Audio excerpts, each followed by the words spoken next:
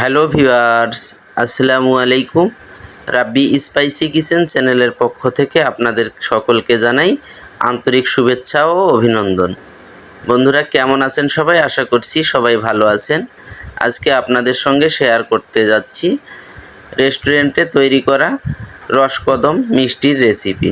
চলুন দেরি না করে দেখে নেওয়া যাক আজকের সুন্দর এই রেসিপিটি তৈরি করার জন্য আমি এখানে শুকনো মিষ্টি নিয়েছি 2 কেজি, সাথে দিয়ে দিয়েছি হাফ কেজি পরিমাণ ছানা এবং এখন দিয়ে দিচ্ছি হাফ কেজি পরিমাণ মালাই। আমি মিষ্টিগুলোকে ভেঙে নিয়েছি। যে কোনো শুকনো মিষ্টি দিয়ে এই রেসিপিটি তৈরি করা যাবে। মালাই, ছানা এবং মিষ্টি তিনটি উপকরণ ভালোভাবে মিক্স করে নিতে হবে। দেখুন ভালোভাবে মিক্স করে নিচ্ছি। একটু সময় নিয়ে ভালোভাবে মিক্স করে নিতে হবে যাতে কোনো রকম দলা দলা না থাকে। দলাগুলোকে ভেঙে নিতে হবে। এরপরে একে একে উপকরণ কিছু আমি অ্যাড করব, না টেনে পুরো ভিডিওটি দেখতে থাকুন। আর বন্ধুরা, ভিডিওটি যদি ভালো লেগে থাকে অবশ্যই একটি লাইক দিয়ে দিবেন। দেখুন ভালোভাবে মিক্স করে নেওয়া হয়ে গেছে। এর মধ্যে এখন আমি অ্যাড করে দিব চিনি। দেখুন এখানে হাফ কেজি পরিমাণ চিনি আমি অ্যাড করে দিচ্ছি। চিনি অ্যাড করে দেওয়ার পর এটাকে চুলার মধ্যে জাল করে নিব, ক্ষীর তৈরি করে নিব রসকদমের জন্য। চুলার আঁচ বাড়িয়ে এটাকে ভালোভাবে নেড়েচেড়ে ক্ষীর তৈরি করে নিতে হবে। দেখুন চুলার উপরে উঠিয়ে নেড়েচেড়ে নিচ্ছি। এটাকে লং টাইম ধরে জাল করে নিতে হবে চুলার আঁচ বাড়িয়ে। দেখুন নেড়েচেড়ে চিনিগুলো যখন গলে যাবে তখন অটোমেটিক এটা পাতলা হয়ে যাবে। এটাকে নেড়েচেড়ে শুকিয়ে নিতে হবে। দেখুন ভালোভাবে নেড়েচেড়ে নিচ্ছি। ক্ষীরটা গাঢ় করে নিতে হবে। এটি একটি রেস্টুরেন্টের রেসিপি আপনাদের সঙ্গে শেয়ার করতেছি। রেস্টুরেন্টের আরও বেশ কয়েকটি মিষ্টির রেসিপি আমার চ্যানেলে দেওয়া আছে, আপনারা চাইলে দেখে নিতে পারেন। A to Z রেসিপিগুলো আপনাদের সঙ্গে শেয়ার করে থাকি। দেখুন ক্ষীরটা আমার প্রায় 90% তৈরি হয়ে গেছে। আর কিছুক্ষণ নেড়েচেড়ে এটাকে নিচে নামিয়ে নিব। বন্ধুরা, আমার এই ভিডিওটি যদি আপনারা ফেসবুক পেজ থেকে দেখে থাকেন তাহলে অবশ্যই পেজটিকে ফলো দিবেন, লাইক, কমেন্ট এবং শেয়ার করে দিবেন। দেখুন ক্ষীরটা আমার তৈরি হয়ে গেছে। এটাকে এখন নিচে নামিয়ে নিব। এবার চলুন দেখে নেওয়া যাক রসকদম তৈরি করার জন্য যে দানাটি আমরা ব্যবহার করে থাকি। এটি আপনারা যারা হোমিও ঔষধ খেয়েছেন তারা অবশ্যই চিনে থাকবেন এই দানাগুলোকে। এই দানাগুলো বাজারে কিনতেই পাওয়া যায়। আমি এখানে 1 কেজি পরিমাণ দানা ঢেলে নিলাম।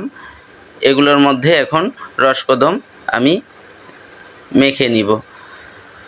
দেখুন ক্ষীরটাকে নিচে নামিয়ে নিয়েছি, এটি শুকিয়ে এসেছে। এগুলোকে ভালোভাবে এখন একটি কাপড় দিয়ে ঢেকে রাখবো যাতে উষ্ণ গরম থাকে। উষ্ণ গরম থাকা অবস্থায় রসকদমগুলোকে তৈরি করে নিতে হবে। দেখুন কাপড় দিয়ে ঢেকে নিলাম। এখান থেকে পরিমাণ মতো আমি নিয়ে রসকদম তৈরি করে নিব। হাতটাকে অবশ্যই ভিজিয়ে নিতে হবে যাতে হাতে না লেগে যায়। ভিজিয়ে ভালোভাবে মিক্স করে নিতে হবে ক্ষীরটাকে। এখন রসকদম তৈরি করে নিচ্ছি। দেখুন কিভাবে আঙ্গুলের সাহায্যে চ্যাপটা করে নিয়ে একটি করে গুটি মিষ্টি ভিতরে দিয়ে ভালোভাবে মুড়িয়ে নিতে হবে। ভিতরে একটি করে গুটি মিষ্টি দিয়ে ভালোভাবে গোল করে নিতে হবে। সেমভাবে একে একে সমস্ত রসকদমগুলোকে আমি তৈরি করে নিব। রসকদমের ভিতরে যে মিষ্টিটি ব্যবহার করেছি এটি সেই গুটি মিষ্টি।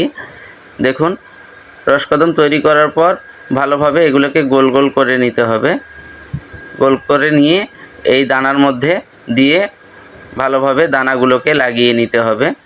প্রথমে আলতোভাবে দানাগুলোকে লাগিয়ে নিতে হবে।